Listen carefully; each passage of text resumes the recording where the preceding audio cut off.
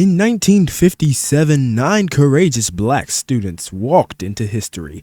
Their names: Melba Patilio Bills, Ernest Green, Elizabeth Eckford, Minnie Jean Brown, Gloria Ray, Thelma Mothershed, Jefferson Thomas, Carlotta Walls, and Terrence Roberts.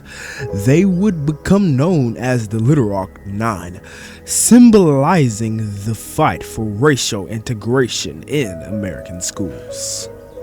The United States Supreme Court landmark decision in Brown versus the Board of Education in 1954 declared segregation in public schools unconstitutional. But in Little Rock, Arkansas, change did not come easily. The state's governor, Orville Faubus, openly defied federal law, calling in the Arkansas National Guard to block the students from entering the Central High. On September 4th, 1957, the Little Rock Nine attempted to enter Central High for the first time.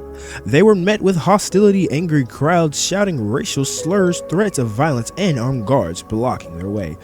Elizabeth Eckford, separated from the group, was left to walk alone through a mob filled with hate. The world watched in shock. The crisis in Little Rock forced President Dwight D. Eisenhower to act. On September 24th, he deployed the 101st Airborne Division to escort the students into the school, ensuring their safety. For the first time since the Civil War, federal troops were sent to enforce racial integration. Even with military protection, the Little Rock Nine endured daily abuse, verbal attacks, physical assaults, and social isolation. Minnie Jean Brown was expelled for retaliating against harassment, yet they remained resilient. Ernest Green became the first black student to graduate from Central High in 1958.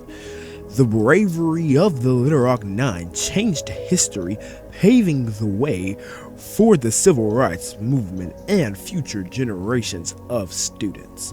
Their story reminds us of the power of the courage and the fight for justice.